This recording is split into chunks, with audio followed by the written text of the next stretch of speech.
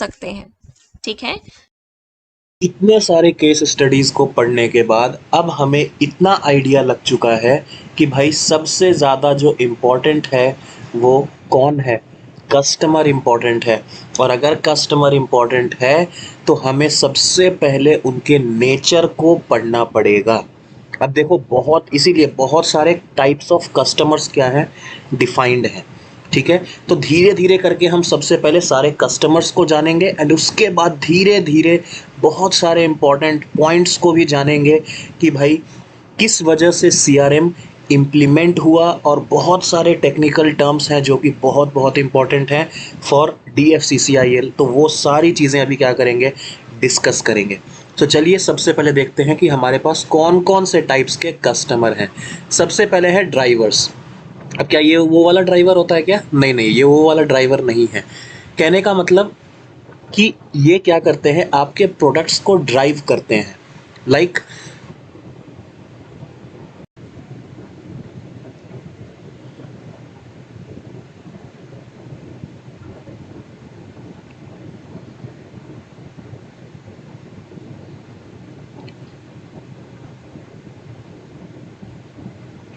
अब ड्राइव करने का मतलब क्या हुआ?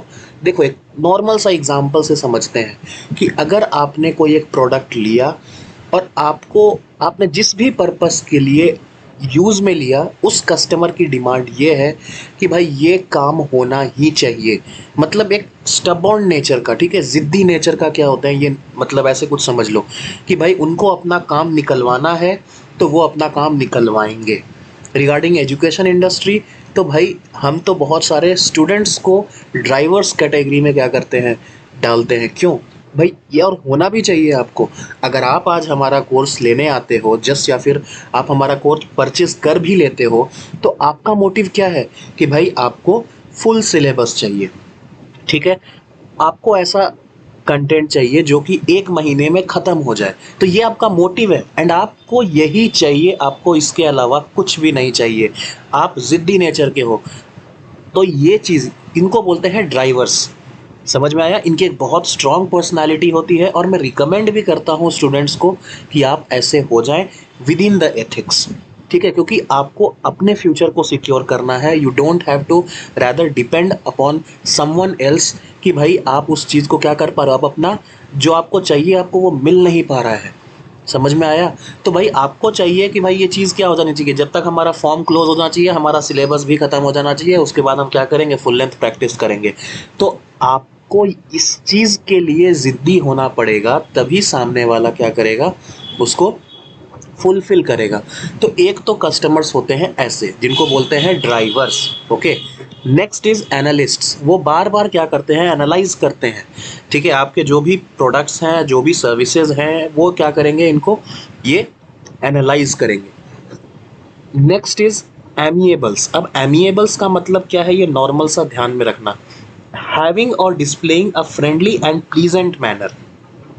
बहुत लोग ऐसे होते हैं कि भाई बहुत ही प्यार से क्या करते हैं, बात करते हैं, बहुत ही फ्रेंडली रहते हैं।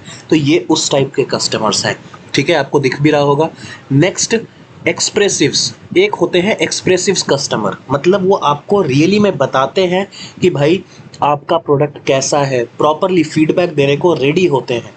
ठीक है, और कंटिन्यूअसली लाइक दूसरों के लिए भी एक्सप्रेसिव्स होते हैं, like mouth to mouth publicity में काफ़ी ज़्यादा हेल्प करते हैं। और ये उन कस्टमर्स से आप ले सकते हो जो कि अभी करेंटली आपके एग्जिस्टिंग है। ठीक है, ये चीज़ समझ में आया होगा। नेक्स्ट बात करता हूँ। ये तो देखो, ये पहला कस्टमर का ग्रुप है जो कि उनके पर्सनालिटी को रिप्रेजेंट करता है। ठीक है, अब एक दूसरा ग्रुप मैं आपको बताने जा रहा हूँ कि customers who are in the pre purchase phase, मतलब अभी उन्होंने परचेज नहीं किया है। वो अभी वो फनल का एक मैंने डायग्राम बताया था ना पहले, जिसमें ऊपर 5 बंदे थे और नीचे एक निकल के आ रहा था। तो अभी ये फनल पर है। ठीक है, अभी ये फनल पर है, अभी वो फनल से होकर फाइनली कन्वर्ट नहीं हुए, मतलब आपके अंडर नहीं आए हैं।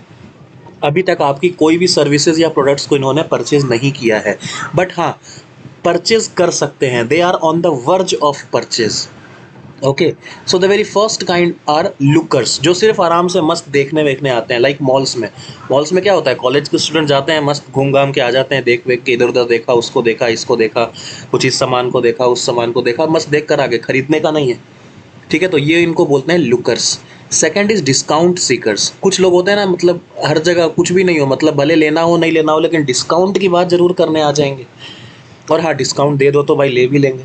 ठीक है, जैसे हमारे पास ही बहुत सारे कॉल्स आते हैं, बच्चे बोलते हैं डिस्काउंट्स डिस्काउंट्स डिस्काउंट्स। ठीक है, मतलब डिस्काउंट्स के लिए मतलब लेकर कहाँ चले जाओगे? अगर हम तुमको एक पर्टिकुलर, अगर मान लो कोर्स का फीस ही क्या है, बहुत कम है, उसमें तुम क्या डिस्काउंट लोगे? ठीक है, तो देखो यार, मेनली तो ये स्टूडेंट कम्युनिटी वहाँ यहाँ पर भी आती है, बट ठीक है, they have to be okay. हम उनकी भी रिस्पेक्ट करते हैं और हम अपनी चीज़ों को भी रिस्पेक्ट करते हैं। ठीक है, नेक्स्ट इज रिसर्चर्स। रिसर्चर्स मतलब वो मतलब पूरा ढूंढ लेंगे, मतलब होता है ना, आपके जो भी आप प्रोवाइड कर रहे हो, आप जो कुछ देख रहे हो, मतलब फुल शुरू से लेकर लास्ट तक हर एक चीज़ मतलब पता लगा लेंगे। और जनरली ये जो चीज़ होती है ना, सर्विस सेक्टर में होती है, लाइक इन्वेस्टर्स जो स्टॉक मार्केट में जनरली इन्वेस्टर्स होते हैं, उनमें जनरली आपको लाइक भले वो स्टॉक परचेज करें या ना करें, बट वो रिसर्च ज़रूर करते हैं, क्योंकि इन फ्यूचर अगर उनको वो स्टॉक परचेज करना रहा तो एक प्रॉपर रिसर्च के बाद ही परचेज करें। ठीक है, तो ये जनरली स्टॉक पर्सन्स को बोला जाता है रिसर्चर्स। ठीक है, नेक्स्ट इज इम्पल्स कस्टमर्स या इम्पल्सिव कस्टमर्स। तो इम्पल्सिव मतलब क्या, गुस्से में आके मुंह तोड़ देने वाले कस्टमर्स? क्या नहीं, ऐसा नहीं। तो सर कैसा? देखो होता क्या है, ये जनरली मैं मतलब एक थोड़ा सा मतलब एक एग्जांपल लेकर बताता हूँ। अगर मान लो आपकी शादी हो गई है, suppose you are a husband, तो हस्बैंड लोगों का क्या है ना कि मतलब जहाँ पे जाएंगे हम लोग, क्या ज़्यादा मतलब इतना टेंशन नहीं लेने का है। जहाँ अगर कुछ बोल दिया गया कि भाई ये लेकर आने का है, तो कहीं भी गए, 1-2 मिनट में सामान खरीदा और आ गए। ठीक है, तो इम्पल्सिव कहने का मतलब वहाँ पर फालतू में टाइम वेस्ट नहीं करने का है। हम वहाँ पर गए, जो पसंद आया उठाकर लेकर आ गए। ठीक है, मतलब हमारा क्या है, हमारा डिसीजन बहुत इम्पल्सिव है। ठीक है, विदाउट एनी प्लानिंग हम जो भी काम करते हैं, जो भी गुड्स एंड सर्विसेज खरीदते हैं, अगर हमारा कंटिन्यूसली ऐसा नेचर रहता है, so that we are impulse customers. अब कुछ लोग आ जाएंगे मुंह उठा के, सर हमारी तो शादी नहीं हुई है।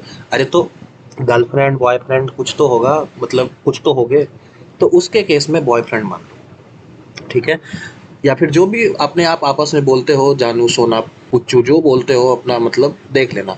तो भाई उसमें क्या है कि इम्पल्स कस्टमर्स में आप खुद को मेल वाला समझो।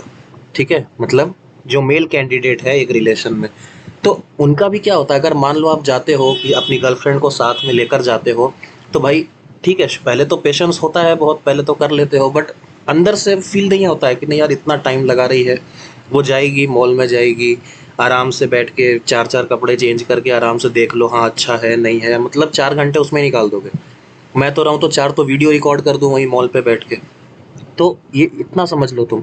तो इम्पल्स कस्टमर्स, ठीक है, तो जो बॉयफ्रेंड वाला जो सेक्शन होता है वो इम्पल्स कस्टमर्स में आता है। और जो लाइक वहाँ पे बैठ के फुल रिसर्च करके और फिर भी बोले कि नहीं नहीं भैया अच्छा नहीं लगा, मैं कल आके लूँगी, तो भाई ये सब क्या है, ये समझ लो लुकर्स में उसको डाल देना। ठीक है, जब बाद में मान लो शादी वादी हो रही हो और तुम्हारा पोर्टफोलियो अगर मांगा जाए, तो तुम वहाँ पर लिखो impulse customer, I am a impulse customer और I am a impulse candidate for you. ठीक है, तो अगर वो समझ गई तो देखो उसका नॉलेज भी टेस्ट हो जाएगा। और मैं तो बोलता भी हूँ कि भाई अपने पार्टनर को भी जब चूज़ करो तो इम्पल्सिव नेचर का चूज़ करो। शादी.com पे अगर अपना प्रोफाइल डालते हो, तो वहाँ पर सबसे पहले लिख दो इम्पल्सिव। अब देखो, इम्पल्सिव कहने का मतलब दूसरे लोग क्या करेंगे, जो समझदार होगी वो इस चीज़ को समझ जाएगी। ठीक है, जो समझदार नहीं होगी उसको क्या समझ में आएगा, उसको समझ में आएगा कि ये गुस्सैल है। ठीक है, तो नहीं, उसको समझाने का है, उसको प्यार से बिठा के समझाने का है कि देखो इसमें ऐसा होता है, इसको ऐसे समझो, तब उसको दिमाग में खुलेगा कि नहीं ये बंदा अच्छा है। ठीक है, तो देखो इम्पल्स कस्टमर्स तो होना चाहिए, टाइम बचता है। ठीक है, चलो नेक्स्ट आते हैं need based customers. Need based means जब ज़रूरत होगी तब वो आपके पास आ जाएंगे पूछने को कि देखो हमको ये सामान चाहिए, बट अभी तक खरीदा नहीं है। ठीक है, जब ज़रूरत होगी तो ज़रूर आएंगे। ठीक है, next looking to switch customers. Looking to switch customers means अभी वो पार्ट हैं। ठीक है, अभी वो पार्ट हैं किसी और लाइक कंपनी के या फिर किसी और प्रोडक्ट के, बट वो स्विच करना चाहते हैं, तो वो आपके पास आएंगे कि देखो बताओ आपका प्रोडक्ट कैसा है। जैसे हमारे पास generally most of the students ऐसे ही आए, बहुत सारे लाइक अभी आपके DFCCIL के लिए ही क्या है, बहुत सारे कोर्सेज ऑलरेडी लॉन्च्ड हैं, ठीक है। तो पहले शुरू में ही बहुत लोग क्या, अपने बहुत सारे मार्केटिंग जायंट्स भी हैं, तो उन्होंने मार्केटिंग कर कर के बहुत ज़्यादा एडमिशन ले लिया, एंड फर्दर मतलब जिस हिसाब से कोर्स कंप्लीट किया, लोगों को कॉन्फिडेंस बिल्डअप नहीं हुआ, लोगों ने उतना प्रॉपरली स्कोर नहीं किया, ठीक है। उनको पढ़ाने के बाद भी उनको जब दिन रात की मेहनत करनी पड़ रही है, तो फिर क्यों लिया, ठीक है। तो ऐसा ऐसा लोग आकर फीडबैक दिए और उन्होंने बोला कि सर हमको अब आपका चाहिए, and they are all satisfied now.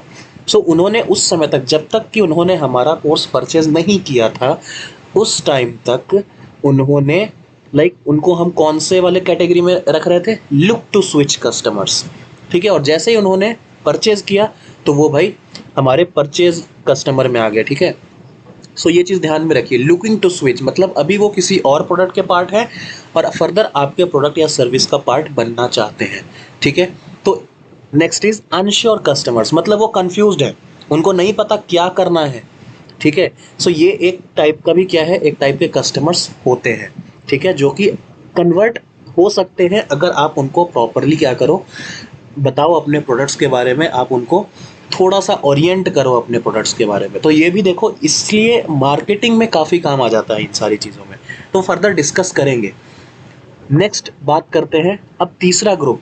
इस ग्रुप को जानने से पहले ये बता देता हूँ कि ये वो ग्रुप है जिन्होंने ऑलरेडी आपका प्रोडक्ट क्या किया है, बाई किया है।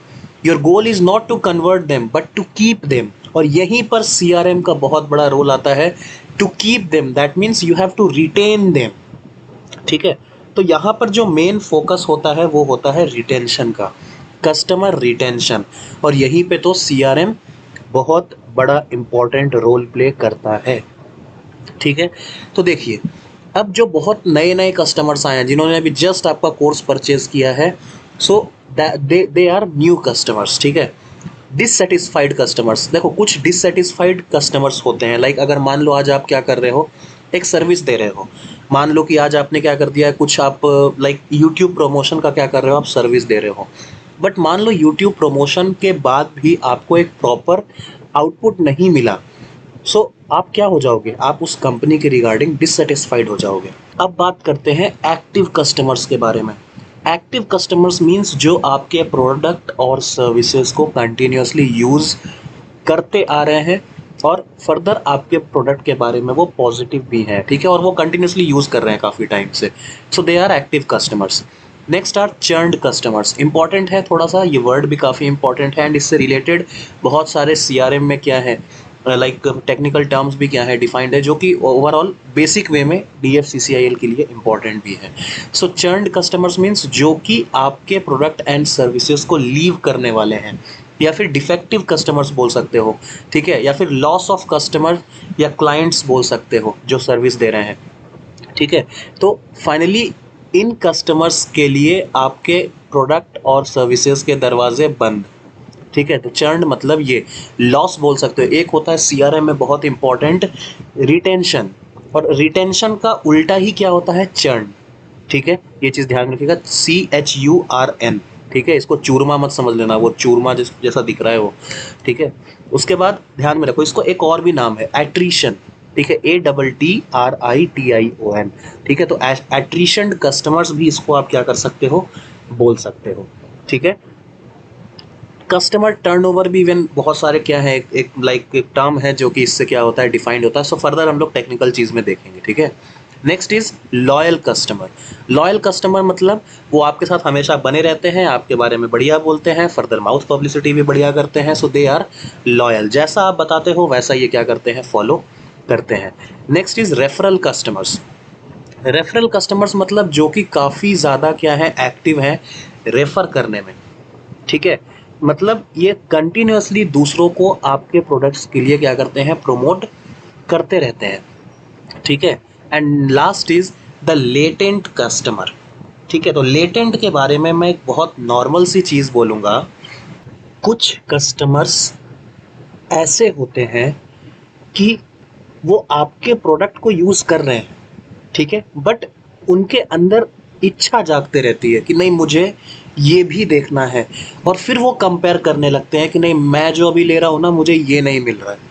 जैसे ये होता है, ये देखो कोर्सेज में भी बहुत बार होता है। जैसे अभी जितने भी दूसरे जगह से इंपोर्ट होकर बहुत सारे स्टूडेंट्स लाइक हमारे कोर्स पर आए, तो उन्होंने लाइक शुरू में जब आते समय क्या बोला उन्होंने कि सर हमारा पर्पस सर्व नहीं हो रहा। तो देखो उन्होंने बोल दिया कि हम जिस पर्पस से गए थे वहां पर हमारा पर्पस सर्व नहीं हो रहा।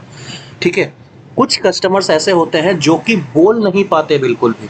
ठीक है, उनके अंदर इच्छा होती है, उनके अंदर उस चीज की नीड होती है, बट वो बाहर एक्सप्लेन नहीं कर पाते, और वो अंदर अंदर ही रह जाते हैं, और डिससेटिस्फैक्शन धीरे धीरे उनके अंदर जागने लगता है। ठीक है, सो ये हमेशा क्या होता है कि लाइक ये एक पार्ट है रिसर्च का किसी भी कंपनी के लिए। और ये लेटेंट कस्टमर्स, देखो लेटेंट कस्टमर्स कभी भी बताएंगे नहीं कि उनको और क्या नीड है, आपको खुद से समझना है।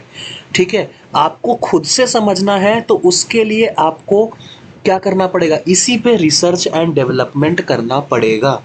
ठीक है, चाहे आप इस कस्टमर का कोई और डेटा एक्सट्रैक्ट करो या फिर पूरे रीजन के डेटा को एक्सट्रैक्ट करो, तो उससे आपको कस्टमर्स के बिहेवियर का पता लगता है, और उस बिहेवियर को एनालाइज करके आप अपने प्रोडक्ट्स को ऑप्टिमाइज करते हो। और जैसे ही आप ऑप्टिमाइज कर दोगे, वो नया अपडेटेड प्रोडक्ट आप उनको दे दोगे, these customers will feel satisfied. So हमेशा किसी कंपनी के लिए आपको वो बोलेंगे नहीं कि ये चाहिए। यही चीज़ नोकिया के साथ भी हुआ। कस्टमर्स, क्योंकि कुछ एक तो देखो कोई साधन भी नहीं था बोलने का, और उस टाइम पर लोग इतने टेक्निकली इनोवेटिव भी नहीं हुए थे, इतना कुछ जानकारी भी नहीं था कि भाई ऐसा कुछ भी हो सकता है, लाइक एंड्रॉयड के जैसा कुछ भी आ सकता है। तो भाई एक छोटी सी किरण दिखी कि भाई ऐसा कुछ टेक्नोलॉजिकली लॉन्च हो गया है, एंड कस्टमर्स ने उनके कुछ बताया नहीं, क्योंकि भाई नोकिया के जो पुराने कस्टमर्स हैं वो अपने मम्मी पापा ही होते थे। ठीक है, मम्मी पापा को कोई फ़र्क नहीं पड़ता कि तुम एंड्रॉयड यूज़ कर रहे हो कि हम क्या वो बटन वाले फ़ोन्स यूज़ कर रहे हैं, तो वो नहीं बताएंगे। लेकिन आज के ज़माने में देखो, आज आपके मम्मी पापा भी एंड्रॉयड में कन्वर्ट हो गए कि नहीं हो गए। ठीक है, मोबाइल पहले वाला छोटा वाला फ़ोन उनको भी पसंद नहीं आता, क्योंकि अब आज उसमें भी यूट्यूब चलता है, अपने कुछ भी भजन कीर्तन सुनते रहते हैं। ठीक है, तो वो भी खुश है अब। तो ये देखो धीरे धीरे ट्रांजिशन होता है। तो इस वजह से क्या हो गया कि नोकिया के जो बेस कस्टमर्स थे वो भी धीरे धीरे लूज होने लग गया। लाइक जो एक ट्रस्ट बिल्डेड अप था, जैसे बीएसएनएल के साथ भी ऐसा ही होना है फिर। ठीक है, बीएसएनएल के साथ भी ऐसा ही हो रहा है। ठीक है, लेकिन क्योंकि वो गवर्नमेंट ओन्ड है, तो गवर्नमेंट काफ़ी रेगुलेट करती है। नोकिया भाई गवर्नमेंट की नहीं थी, वो प्राइवेट थी, तो भाई वो क्या कर पाई, कुछ भी नहीं कर पाई। ठीक है, उसको बैक करने वाला कोई नहीं है फिर इंडिया में। ठीक है, तो ये चीज़ थोड़ा सा आपको ध्यान में रखने का है कि लेटेंट कस्टमर, हमेशा जो लेटेंट कस्टमर होते हैं वो सीआरएम के बहुत ही इंपॉर्टेंट कस्टमर्स होते हैं। रिलेटेड टू, एक तो उनको रिलेशंस मेंटेन करके रखना है। भाई रिलेशन ऐसा मेंटेन करो कि वो आपसे क्या करें, शेयर करें। बट जो शेयर नहीं कर पाते वो बहुत डेंजरस हो जाते हैं आपके लिए। समझ में आया, क्योंकि इनको रिटेन करना मुश्किल हो जाता है।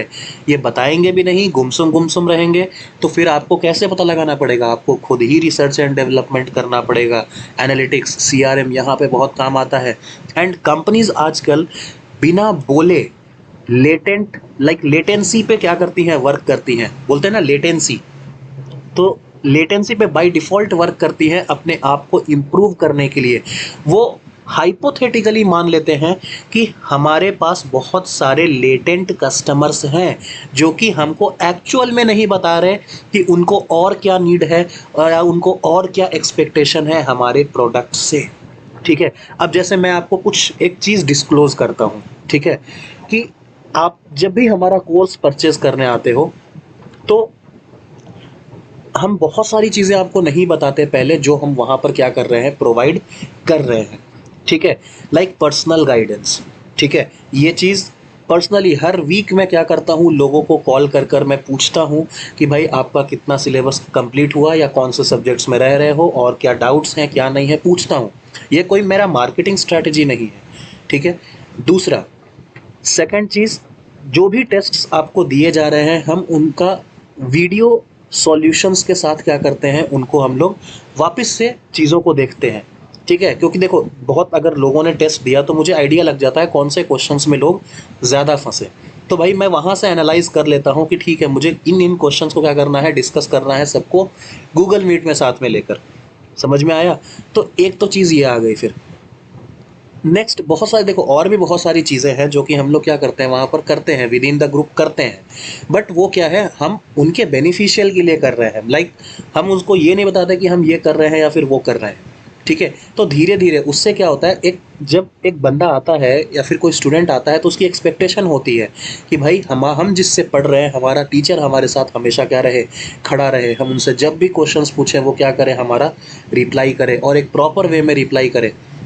हमारे जितने भी इन्वॉल्व स्टूडेंट्स हैं तुरंत व्हाट्सएप कॉल करते हैं, तुरंत फ़ोन कॉल करते हैं कि सर ये वाला पार्ट समझ में नहीं आया, इस क्वेश्चन को एक्सप्लेन कर दीजिए, इस बार हमने ये वाला रिवीजन किया, इसमें ये चीज़ रह जा रहा है, थोड़ा सा ये पार्ट में और एक्स्ट्रा ध्यान दे दीजिए, इससे रिलेटेड सर कुछ और क्वेश्चंस डालने हैं वो डाल दीजिए। तो देखो ये सब चीज़ें क्या है, हम उनको बोलते हैं देखो लेटेंट मत रहो, ठीक है? लेटेंट रहोगे तो फिर बाद में तुम उस चीज़ को इम्प्रूव नहीं कर पाओगे। आपको लगता है कि हम इम्प्रूव करना चाहते हैं बट आप कर नहीं पाते हो, ठीक है? तो इस चीज़ की भाई हमारे तरफ से तो पूरी छूट होती है। और इतना करने के बाद देखो वहाँ पर जब वो आते हैं तो एक छोटी सी जो एक्सपेक्टेशंस नहीं भी होती है ना, वो भी उनको जब मिलने लगता है तो वो लेटेंट कस्टमर्स नहीं रहते हैं हमारे, ठीक है? तो ये चीज़ ध्यान में रखने का है, वो एकदम बिल्कुल एक्टिव कस्टमर्स बन जाते हैं, फिर एक्टिव स्टूडेंट्स बन जाते हैं, ठीक है? तो ये चीज़ थोड़ा सा ध्यान में रखना है। वैसा ही जैसा हमारे साथ है वैसा ही यहाँ पर जो सर्विस सेक्टर वाले लोग हैं वो as a CRM tool, as a CRM research and development वाले पार्ट्स क्या करते हैं, लेटेंट कस्टमर्स को ध्यान में रखकर सारे काम करते हैं। तो ये तो पूरा का पूरा कॉन्सेप्ट किसका था, ये कस्टमर्स को जानने का पूरा कॉन्सेप्ट था। नेक्स्ट और भी बहुत सारी चीज़ें हैं जिसको हम अभी धीरे धीरे क्या करेंगे, डिस्कस करना स्टार्ट करेंगे। लाइक अब आपको नॉर्मली इमेजिन करना है कि सपोज आप एक CEO हो। सर ऐसा क्यों बोल रहे हैं? अरे मान लो यार, थोड़ा तो कुछ मतलब अच्छा कर रहा हूँ तुम्हारे लिए, मान लो थोड़ा, ठीक है? अब बीइंग अ CEO आप क्या चाहोगे कि भाई आप अपनी कंपनी को क्या दो? नॉर्मली मुझे बताओ कि सर हम चाहेंगे कि हम बहुत बढ़िया प्रॉफिट मार्जिन दें, ठीक है? प्रॉफिट मार्जिन मतलब कि सब कुछ करने के बाद जो भी सेलिंग और ये सब मैन्युफैक्चरिंग में जो भी कॉस्ट बैठता है, ठीक है, कन्वेंस एंड ऑल सब मिलाकर फाइनली क्या कर दो, सेलिंग प्राइस में से उतना आपका माइनस कर दो तो वो फाइनली आपका प्रॉफिट बचता है, ठीक है? प्रॉफिट मार्जिन मैंने इवन बहुत सारे वीडियोस भी अपलोड किए हैं आपके इकोनॉमिक्स सेक्शन में, जहाँ पर ये प्रॉफिट मार्जिन एंड ऑल, बहुत सारे break even point and all, वो सब कुछ क्या किया है वहाँ पर कवर किया है प्रॉपरली फुल डायग्राम के साथ, ताकि आपको सारे फॉर्मूला बहुत ईजिली क्या हो जाए, याद रह जाए, ठीक है? उसके बाद प्रॉफिट मार्जिन सोचोगे भाई बहुत बढ़िया मिल जाए अपने को, ठीक है?